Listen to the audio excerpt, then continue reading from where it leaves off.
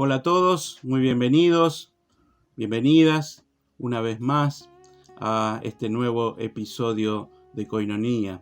Recuerdo que el domingo pasado Vero abrió este espacio mencionando la palabra deleite, y es que lo es.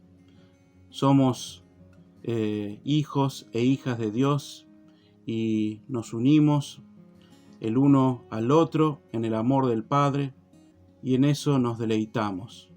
Y estoy seguro que el Padre también se deleita en la reunión de sus hijos.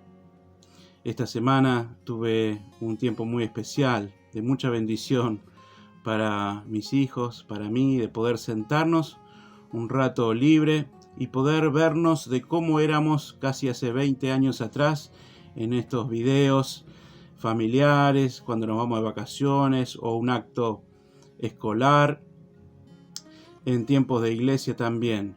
Realmente fue divertido, pero también nos emocionamos, porque podemos dar gracias a Dios de la manera en que Él nos acompañó, nos levantó y nos llevó hasta este momento en que ya de grandes podemos seguir disfrutando de la compañía el uno del otro. Deleitarnos como hijos de Dios en el amor del Padre. Dice primera carta de Juan: miren cuánto nos ama Dios el Padre, que nos puede llamar hijos de Dios, y lo somos. Así que, una vez más, queremos reconocer este amor del Padre, dar gracias por el amor del Padre, que estoy seguro que se deleita en vernos crecer, en la manera en que nos seguimos entregando a Él, en la manera en que nos seguimos uniendo en el Espíritu para servir al Señor, es la manera en que Él se deleita. Así que hoy tenemos un tiempo especial, un nuevo desafío de la palabra que Silvia nos va a traer, que no es solamente relación, pero también es acción. Así que el Señor nos regale un tiempo maravilloso y nos deleitemos en el amor del Padre. Amén.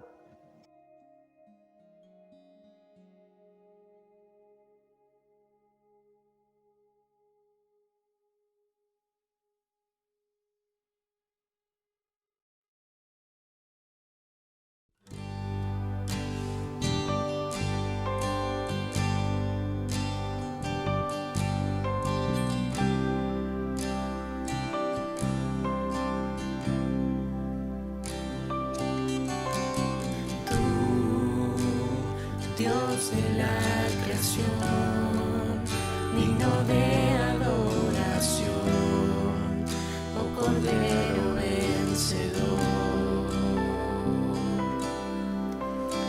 Dios, eres el gran yo soy, hoy mi vida te la doy, te la entrego con amor.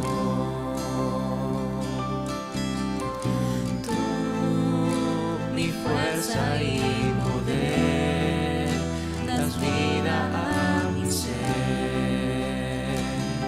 Oh, tú, glorioso Emmanuel, eres mi amigo fiel.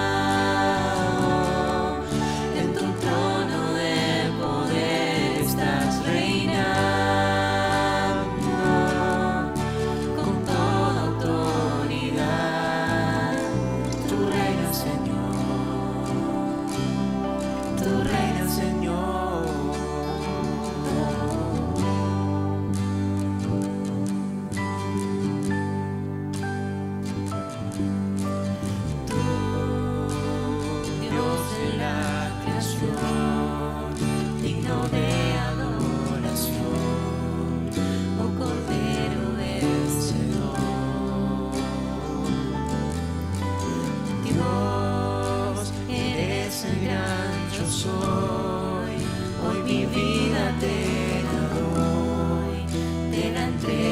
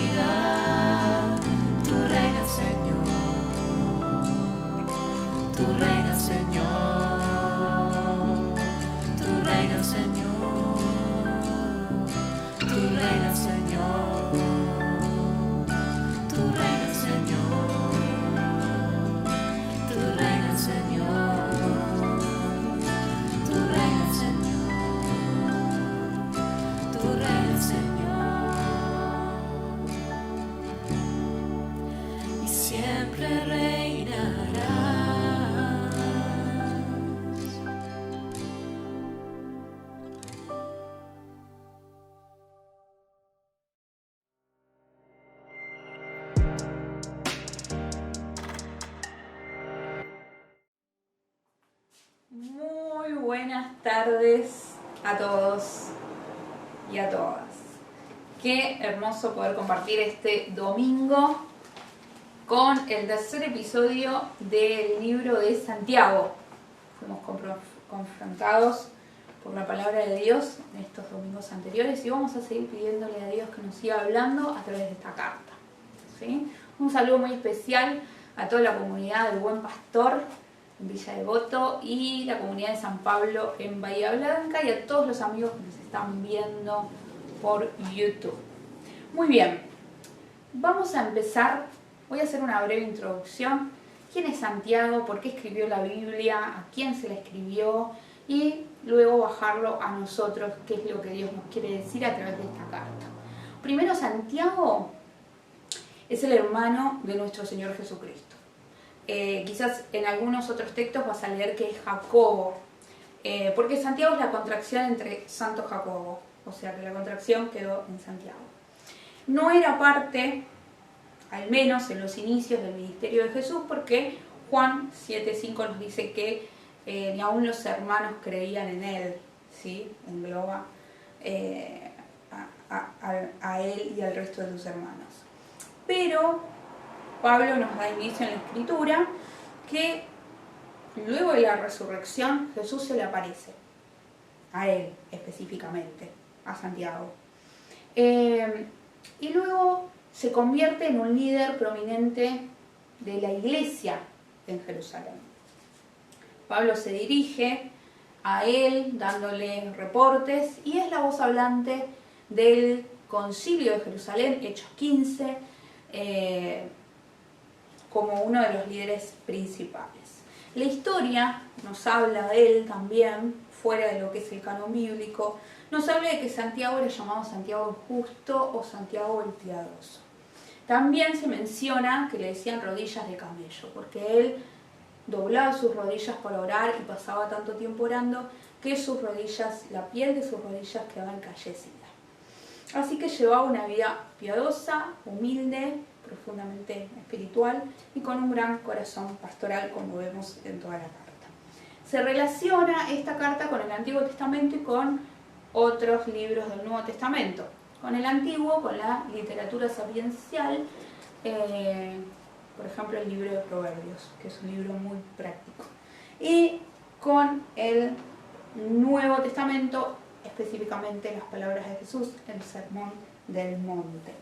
Fue martirizado por los judíos radicales en el año 62, por eso se cree que este escrito es del 45 o 50 después de Cristo, uno de los más antiguos del Nuevo Testamento. Llamativamente es uno de los que más tardó en entrar en el canon bíblico como lo conocemos el día de hoy, nuestra Biblia, nuestro Nuevo Testamento.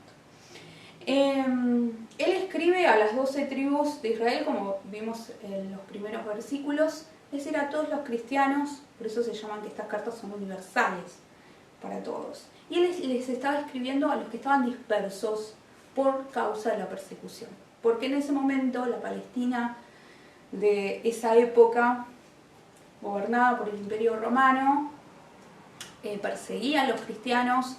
Ya habíamos tenido la muerte de Esteban, la muerte de Jacobo, el hermano de Juan, por manos de Herodes. Pedro había sido encarcelado, luego sale milagrosamente. Así que ese era el contexto en el cual estaba la iglesia en el primer siglo, en los primeros años de conformación, y los cristianos tenían doble persecución, interna por los judíos radicalizados y externa porque eran discriminados los judíos en el Imperio Romano.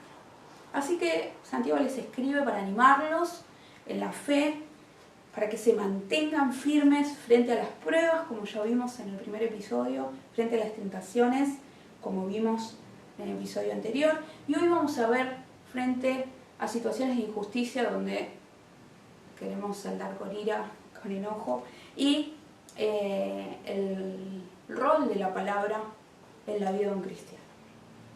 Vamos a leer la palabra de Dios, los versículos que vamos a analizar el día de hoy. Santiago capítulo 1, versículo 19 al 27, es decir, finalizando el capítulo 1. Por esto, mis amados hermanos, todo hombre sea pronto para oír, tardo para hablar, tardo para iriarse. Porque la ira del hombre no obra la justicia de Dios. Por lo cual, desechando toda inmundicia y abundancia de malicia, recibid con mansedumbre la palabra implantada, la cual puede salvar vuestras almas. Pero sed hacedores de la palabra, y no tan solamente oidores, engañándoos a vosotros mismos. Porque si alguno es oidor de la palabra, pero no hacedor de ella, este es semejante al hombre que considera en un espejo su rostro natural. Porque él se considera a sí mismo y se va y luego se olvida cómo era. Mas el que mira atentamente en la perfecta ley, la de la libertad, y persevera en ella, no siendo oidor olvidadizo, sino hacedor de la obra, este será bienaventurado en lo que hace. Si alguno se cree religioso entre vosotros y no refrena su lengua, sino que engaña a su corazón, la religión de tal es vana. La religión pura y sin mácula delante de Dios el Padre es esta: visitar a los huérfanos y a las viudas en sus tribulaciones y guardarse sin mancha del mundo. Santiago fue muy claro, con cosas prácticas. Forjar una identidad cristiana no es simplemente adoptar un credo o recitar un credo, sino que significa un cambio, una transformación, que se va a ver reflejada en nuestros comportamientos, en nuestro carácter. ¿Cómo reaccionamos frente a las diversas situaciones? ¿Es tan fácil cambiar? Si algunos de ustedes tienen temperamentos como el mío, al leer este primer versículo que leímos, ya nos incomodamos un poco. ¿Por qué? Porque somos rápidos para hablar y emitir un juicio. Siempre tenemos algo para decir y generalmente tenemos razón, y obviamente queremos actuar rápidamente para ver la justicia de Dios obrando, pero a través de nuestros actos. ¿Cuántos se identifican? Esta es una realidad con la cual luchamos, ¿no? Nuestra personalidad, nuestro carácter. Ahora Santiago captó la esencia de quién era Cristo y también, ¿por qué no?, quién era su madre, María, una mujer tan humilde y tan sabia y prudente. La palabra nos dice que María guardaba todas las cosas en su corazón, ¿no? Con esa observación de lo que Dios estaba haciendo en su vida y en la vida de su Hijo. Y Jesús dice: aprendan de mí, que soy manso y humilde de corazón, y van a hallar descanso para sus almas. Pero nosotros luchamos con nuestro carácter, con nuestro temperamento, con las frustraciones frente a la realidad que vivimos, y encima le sumamos un aparato mediático que está continuamente martillándonos para que nuestros niveles de indignación crezcan exorbitantemente y hasta pensemos que somos los únicos que vivimos la realidad que nos toca vivir. Y también en cosas cotidianas, la familia, el trabajo, los estudios, las relaciones que podamos llegar a tener. Pero Santiago deja en claro: en la ira del hombre no obra la justicia de Dios. La ira. La ira es una de las cosas que sucede cuando la paciencia llega a su límite, llega a su fin. Imaginamos que cuando vemos algo desordenado en el mundo, fuera de lugar, nuestra ira va a arreglar las cosas. Nuestra rapidez en actuar con esa indignación. Ahora, Pablo, también en coincidencia con Santiago, nos dice: aireaos, pero no pequéis, no se ponga el sol sobre vuestro enojo. Santiago dice: lentos para la ira.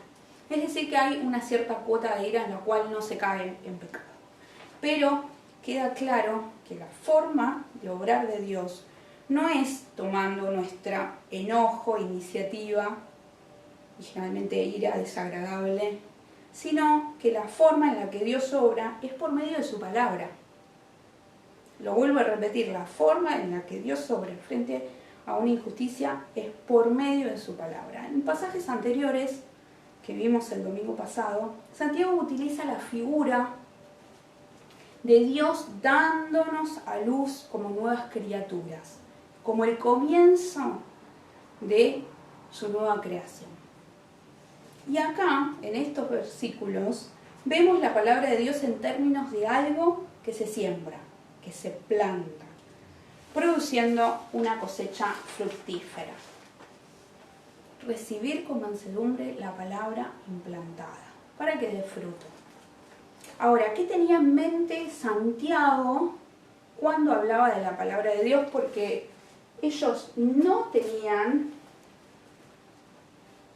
el canon cerrado, la Biblia, como nosotros lo tenemos ahora.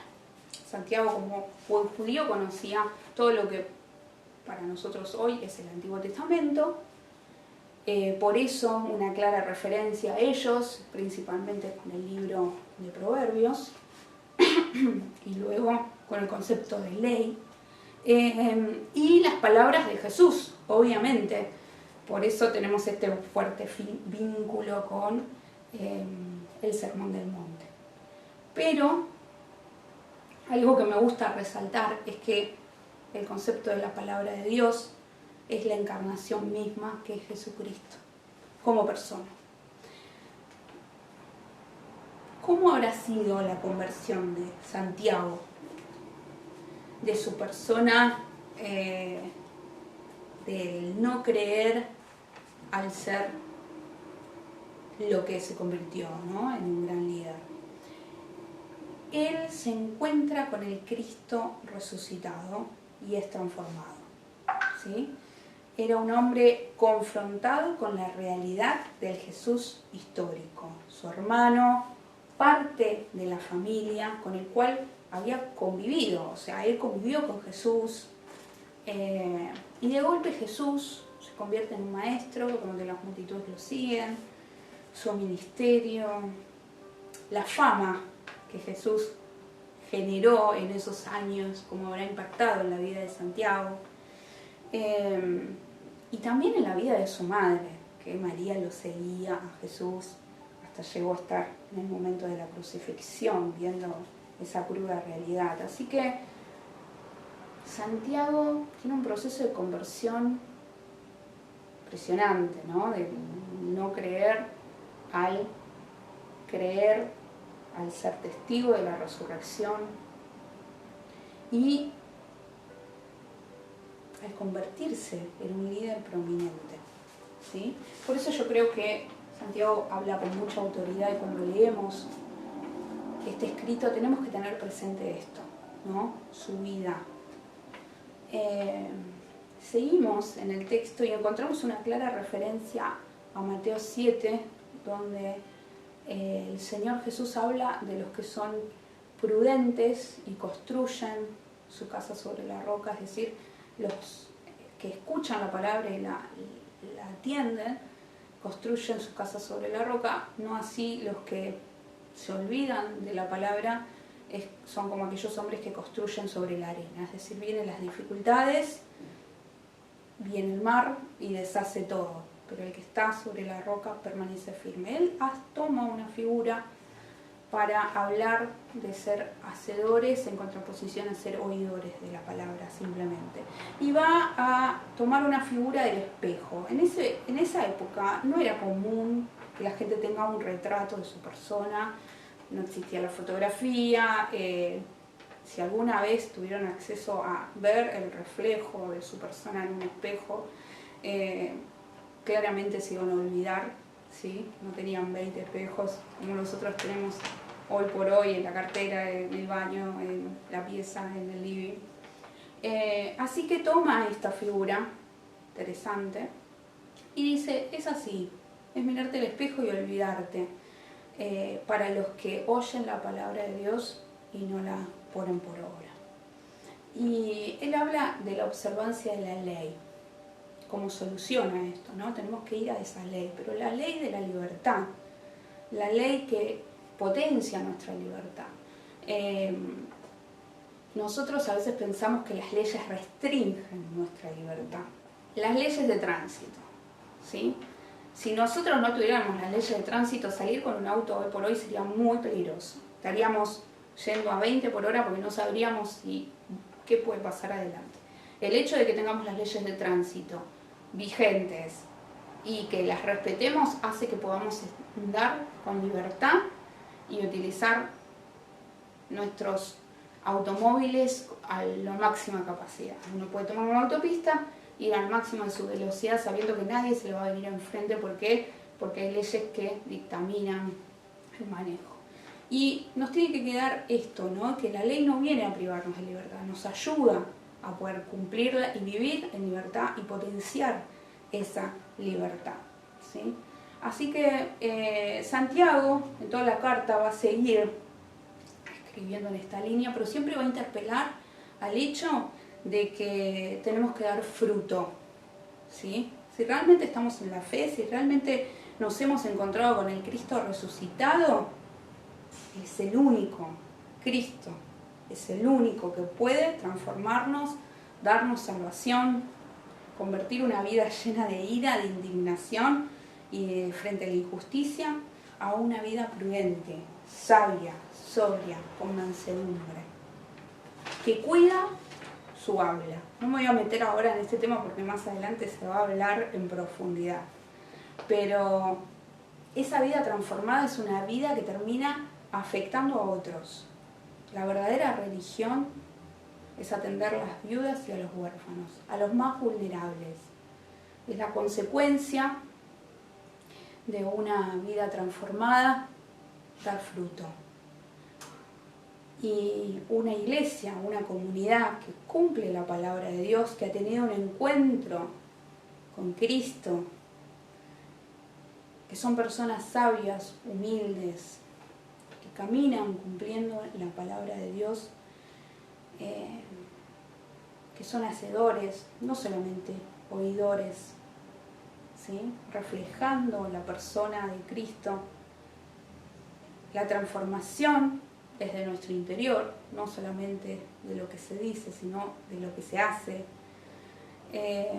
Es así como Dios obra y trae su justicia a quienes más lo necesitan, a los más vulnerables, a las viudas, a los huérfanos, a los pobres. Más adelante Santiago va a profundizar en esto también, en su denuncia contra los ricos y poderosos.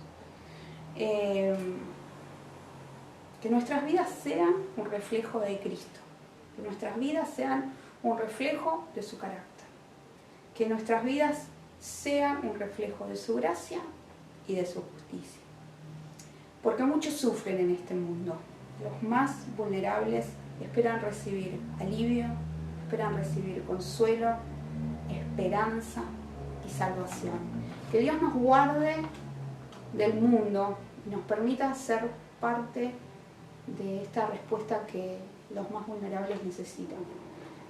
El fruto de cumplir la palabra de Dios es poder afectar a otros, es poder bendecir a otros.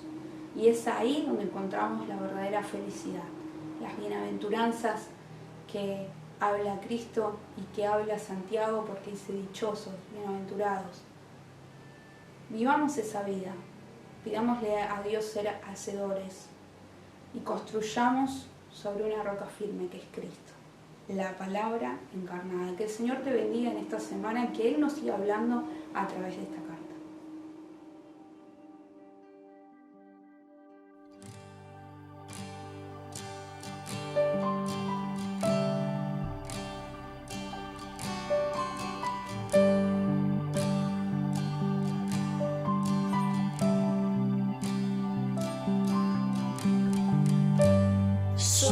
Somos tu pueblo y hoy venimos humillados ante ti. Somos tu pueblo necesitados de hemos pecado, hemos dejado tu camino y tu verdad.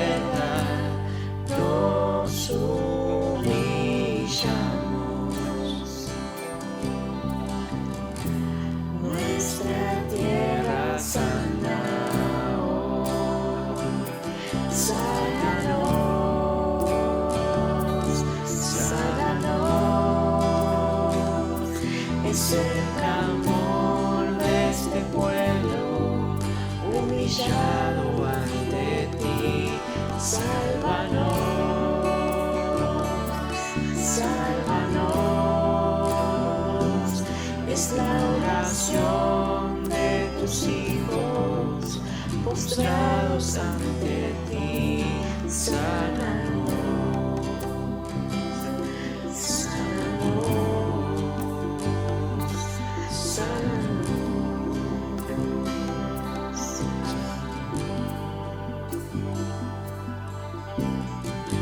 Somos tus hijos, reconocemos nuestro orgullo, nuestro error. Somos tus hijos, te pedimos hoy perdón. Hemos pecado, hemos dejado tu camino y tu verdad, nos humillamos.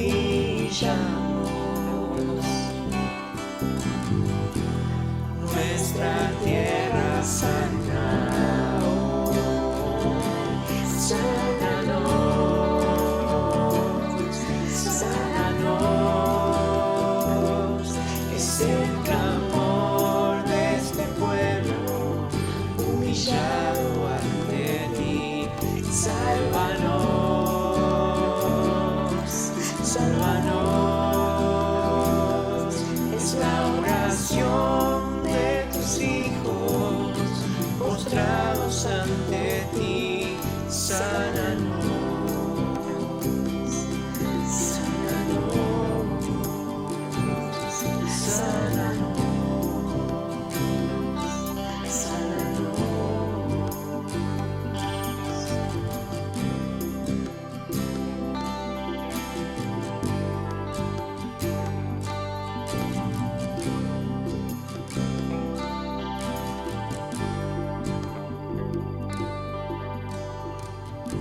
Somos tu pueblo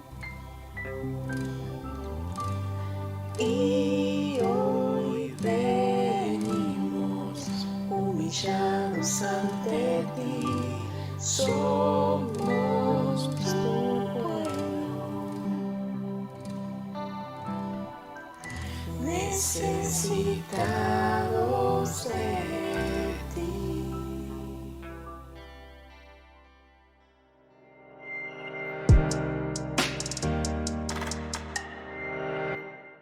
¿Se dieron cuenta qué privilegio que tenemos?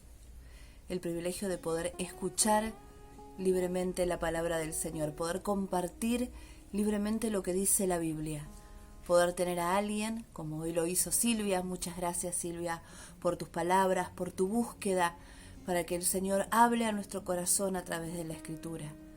Como decía alguien como Silvia, tener a alguien que pueda mostrarnos luz sobre la palabra del Señor, que podamos compartir con el de al lado, poder leerla al aire libre. Hace poco tiempo compartimos en nuestro Zoom, nuestra pequeña reunión después del Koinonía, acerca de parte del cuerpo del Señor, a esa parte a la que llamamos la iglesia perseguida, que no tiene esta libertad, que no puede poner un dispositivo en internet y compartir, leer la Escritura, escuchar el estudio, el análisis de la palabra, y que tampoco pueden reunirse físicamente. Ellos no van a poder volver al templo como estamos deseando hacer nosotros, volver a reunirnos, volver a vernos. Tenemos esa esperanza. Hay hermanos nuestros que nunca van a poder hacerlo, y eso me invita no solo a orar por ellos, no solo a pedirle al Espíritu Santo que los renueve, que los cuide, porque son lugares peligrosos, sino me invita a no desaprovechar nunca la oportunidad de compartir la Escritura, de leerla, de hacerla parte de mi vida. Y en estos días que se está terminando el año, parece mentira, el domingo que viene empezamos el tramo final, el Adviento, esperando la Navidad. Pensaba en las monografías. Muchos se están rindiendo. Para muchos esta palabra es totalmente desconocida, o un desvelo o una tortura. Pero el diccionario dice que una monografía es el estudio detallado de una materia acotada. O sea, en castellano, es estudiar y leer todo aquello que ya está escrito, ya está dicho sobre algo y traerle frescura. Y nosotros tenemos acotada la revelación escrita del Señor. Dice Pedro que tenemos la palabra profética más segura. Pero eso no quiere decir que la antigüedad de la Biblia le ha dado fin, sino que traemos frescura al leerla, al orar sobre ella, al compartirla con otro. La palabra viva y eficaz del Señor se vuelve de nuestras vidas una monografía. Está muy bueno, me gustó. Tengo que hacer algunas, por eso tal vez estaba pensando en el tema. Pero no dejemos de leerla, de compartirla y de estudiarla. No desaprovechemos la oportunidad que tenemos como iglesia, como hijos de Dios, de leer, como repito, dice Pedro, la palabra profética más segura. Hoy compartimos una porción hermosa y desafiante de la Escritura. No desaproveches la oportunidad en esta semana de volverla una monografía, de masticarla, de detallarla, de ponerle frescura y ponerla en práctica. Que Dios te bendiga y nos vemos en el Zoom.